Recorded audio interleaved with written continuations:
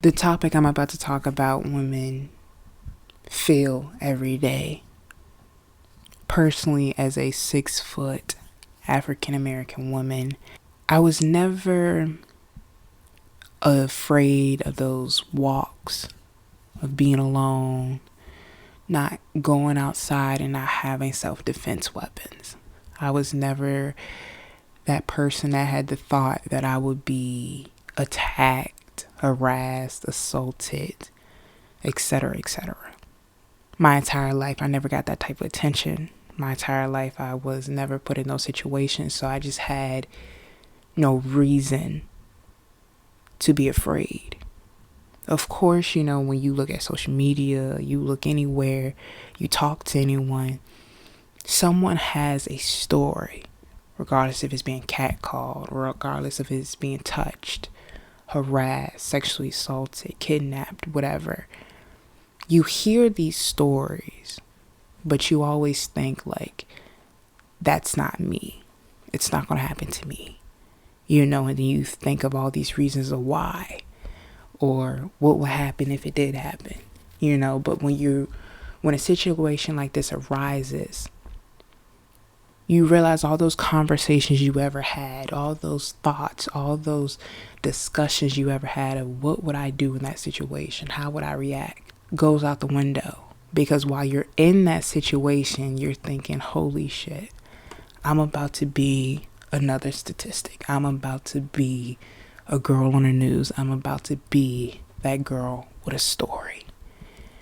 And today, even though it wasn't as severe as a lot of beautiful women out here, it was the first time for me, and I am extremely traumatized about it. So I want to start this conversation for the women that have been through this, regardless if it's been on multiple occasions, regardless if it's happened to them and they have no voice. I want to talk to this for the women that were like me, that didn't think or still think I would never be in a situation where I'm in danger.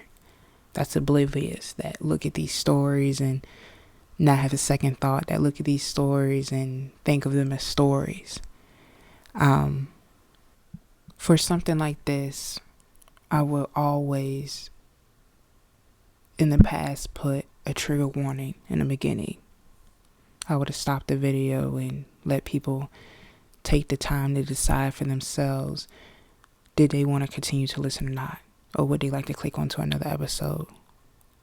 And as I have that thought of doing it right now, I decide not to for this particular episode, because I think for today's episode, it's important for me to not only talk about this subject, but to also tell my story, but to also give respect to every single woman out there that feels this way. And I don't want to, and when I say give respect to these women, I don't want to disregard the beautiful men out there that get assaulted and kidnapped and harassed and sexually assaulted every day. I do not want to disregard you guys. You forever hold a place in my heart as well. But for right now, I want to talk about the women, because it's too many stories. It's too many cases. It's too many people going missing, people getting hurt, people being traumatized out there for me to not talk about it, and to know that for today, something could have went wrong, and from the grace of God, it didn't. I need to speak about this subject. So if you are not comfortable hearing this, please move on. But this is something I have to do to get off my chest and to bring awareness to. I completely understand if this isn't something you are willing to listen to. But today at 5 p.m., I decided to take my dog for a walk like I always do. It's like a ritual. Every day I take my dog for a walk. But today it was 5 p.m. Light's still out. The sun's still out. The weather's great. Nothing out of the ordinary. Neighbors are walking around. I'm listening to my music. I'm jamming. I'm walking my dog. We're having a great old time. I hear a car, a green Tahoe, pulling up behind me. And as I train my dog, I stop on the side of the road so the car can pass by. But as I'm pulling my dog to the side of the road, I realize the car is stopping. It's slowing down. And I'm sitting there thinking in my mind, what is going on? Like, why aren't you just driving past me? But I think nothing of it. As the car gets closer to me, the window begins to roll down.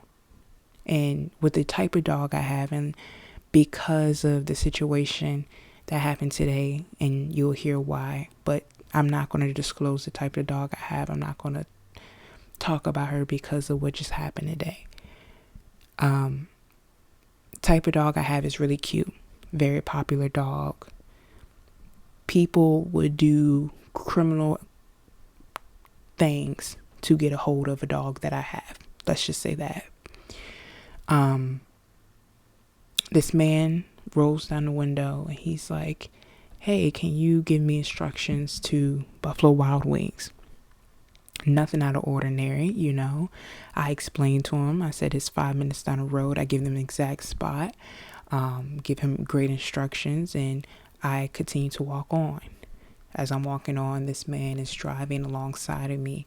He's saying, I think your dog is gorgeous. I say, thank you so much.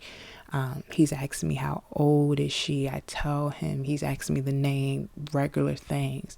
But what caught me off guard is that as I'm looking at this man has black gloves on.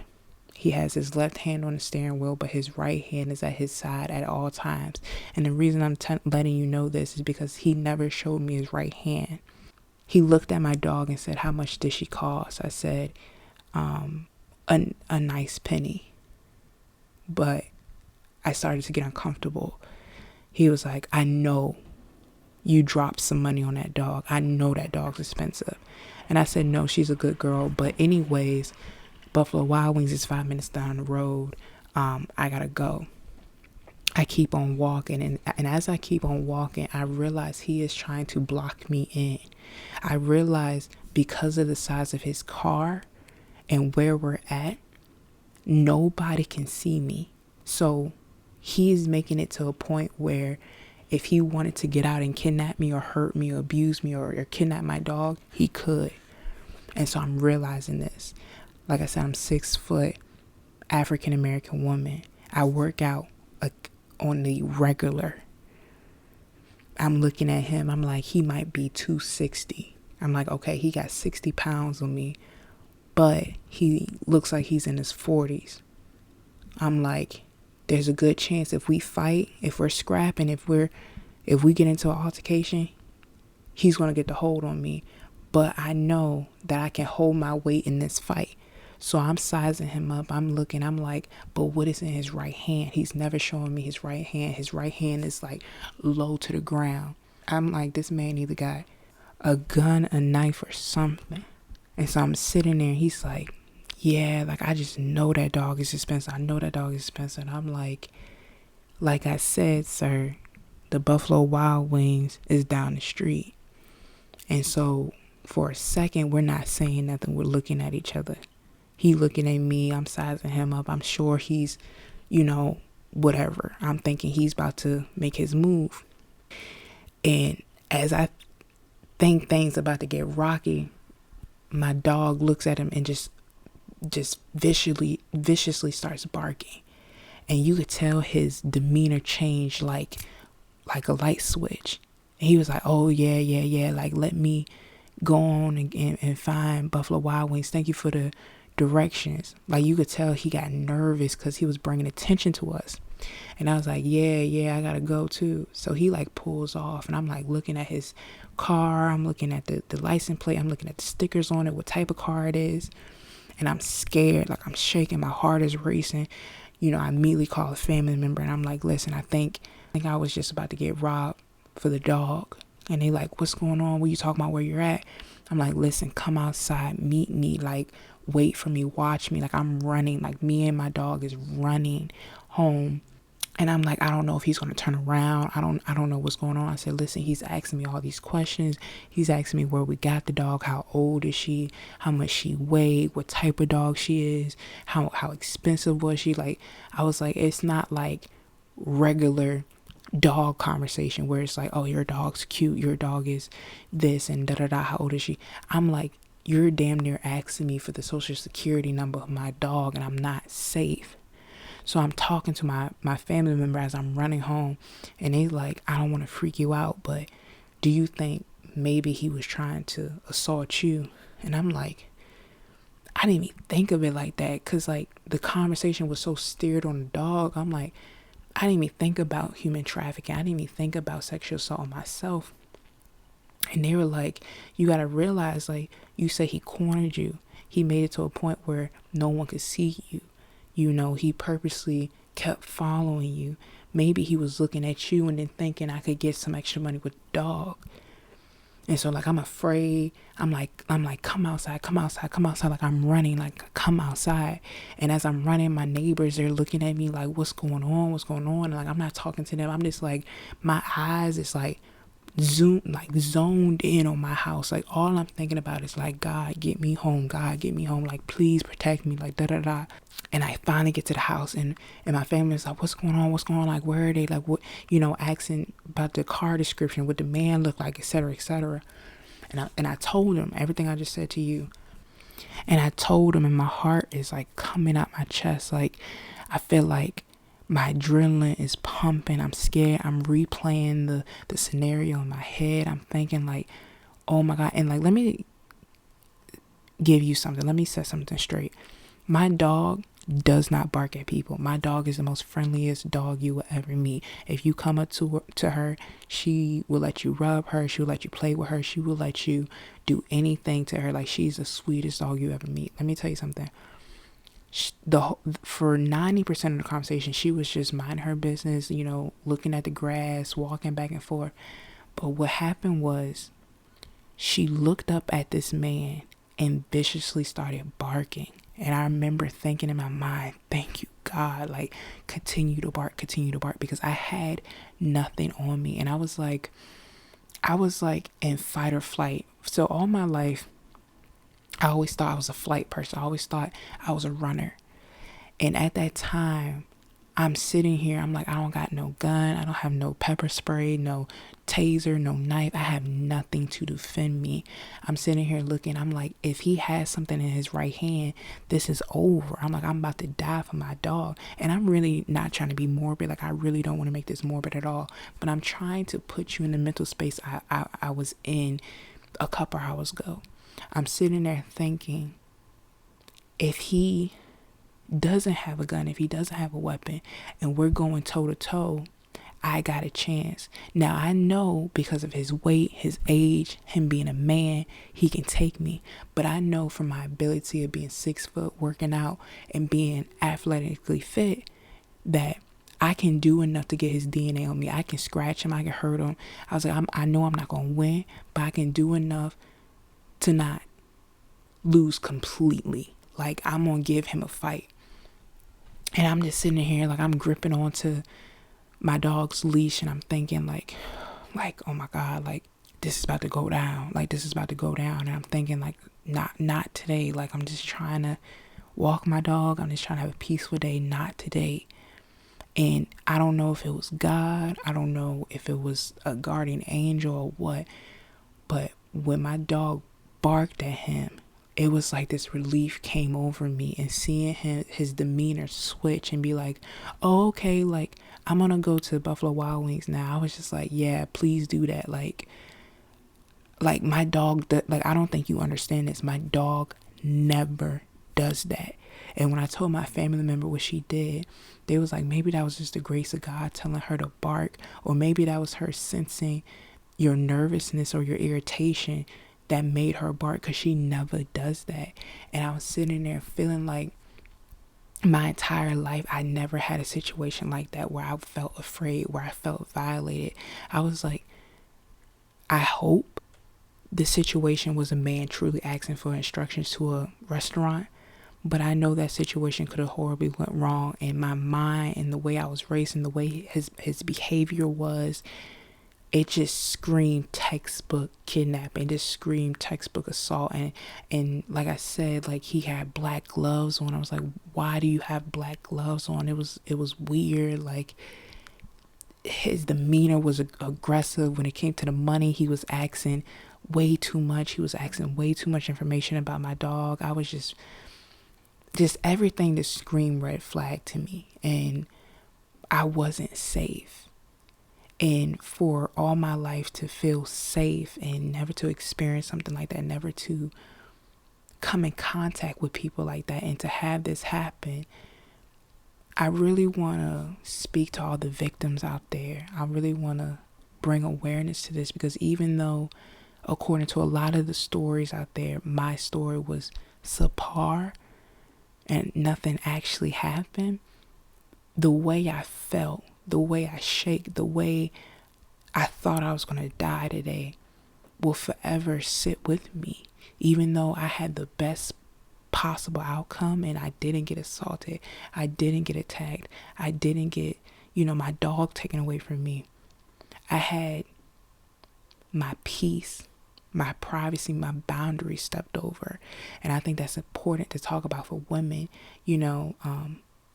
I think it's so beautiful that how recently men are starting to come out and realize how scary it is to be out in public as a woman. I've been seeing posts about men coming out and saying, it's sad that I feel so safe walking out in the world and a woman can't. It's sad that I feel like I don't have to have pepper spray, a gun or whatever on me to be safe.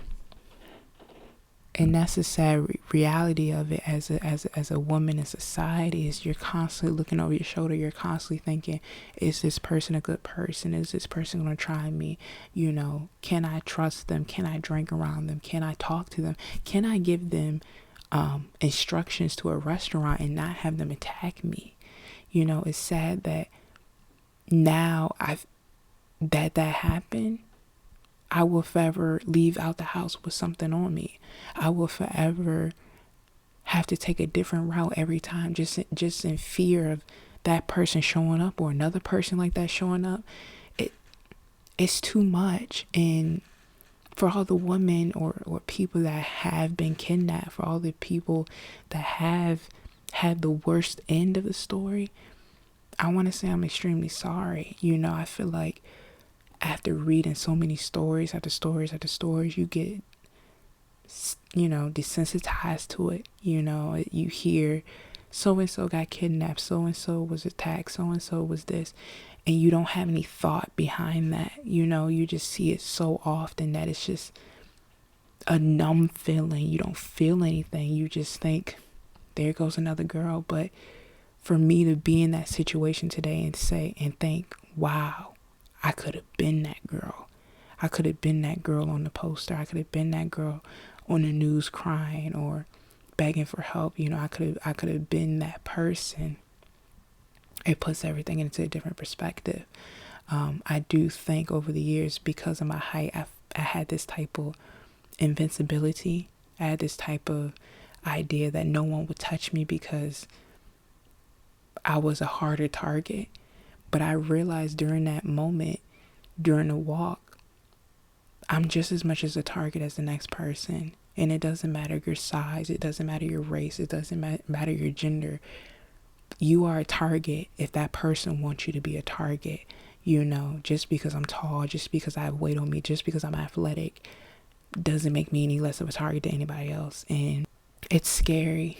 It really is scary out here in the world, to think that there are people out here that just want to hurt others, that feel like they can invade somebody's boundaries and space and just violate them and make them feel so small and make them not even want to leave their own house. Make them feel like they have no more freedom when it comes to just walking down the street to let your dog pee or poop.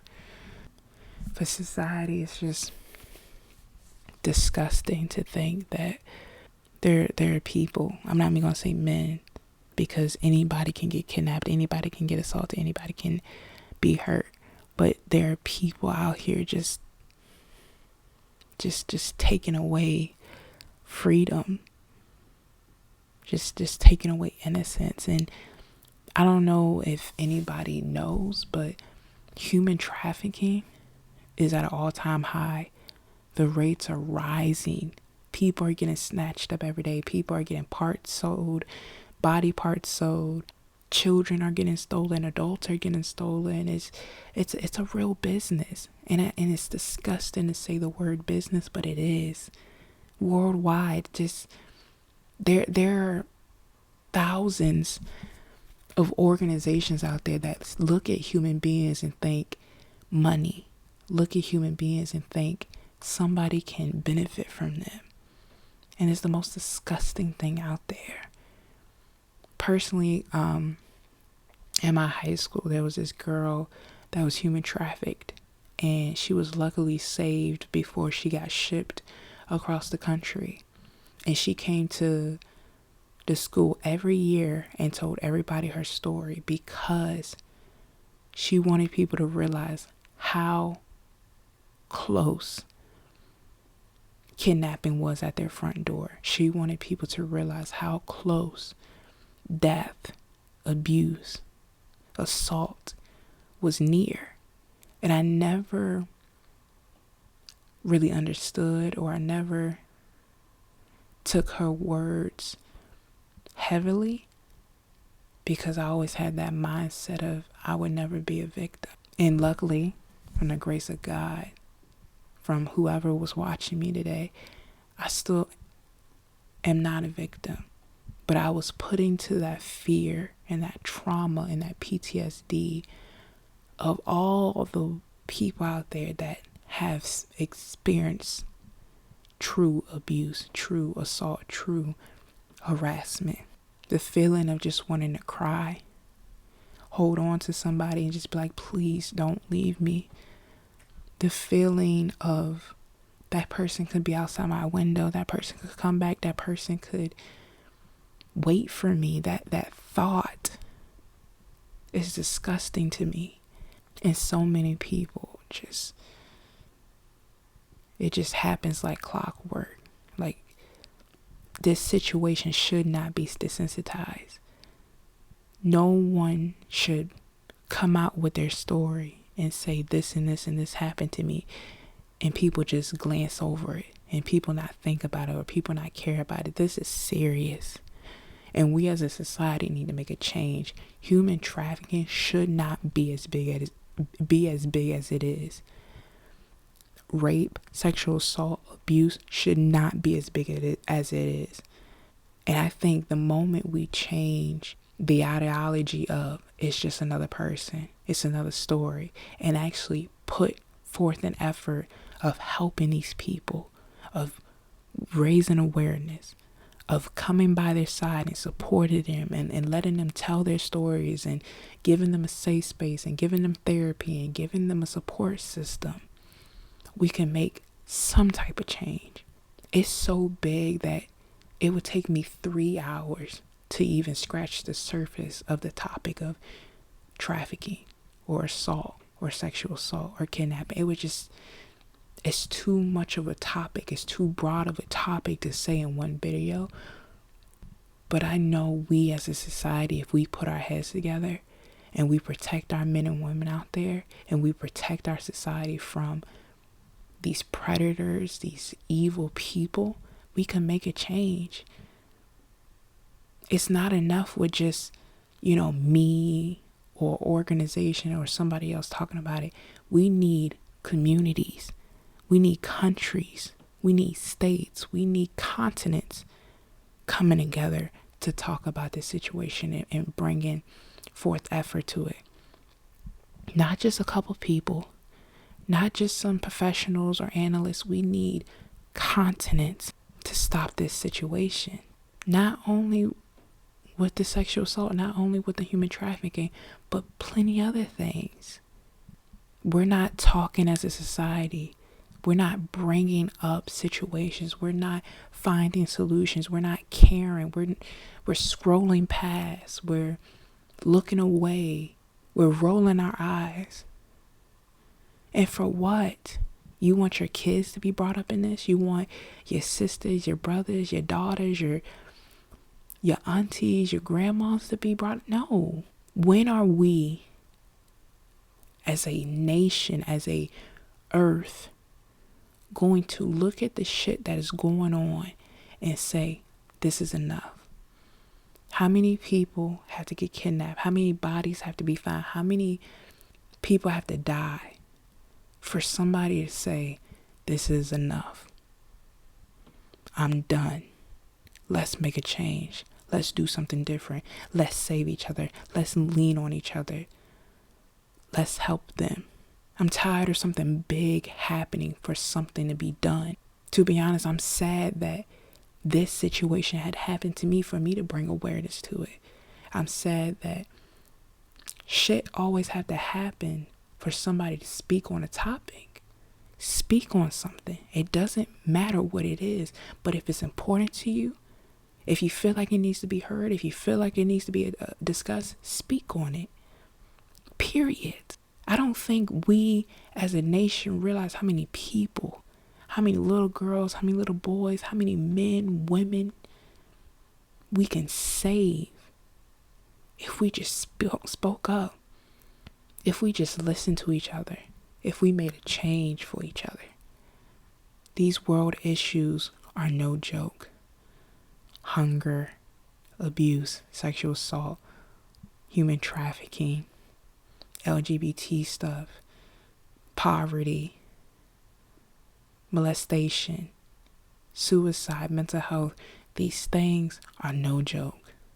And too many people are quiet for how many people out there are suffering. This was my way of telling my story. This was my way of speaking for millions, thousands of people that don't even have the courage of saying one word. How are you going to make a change?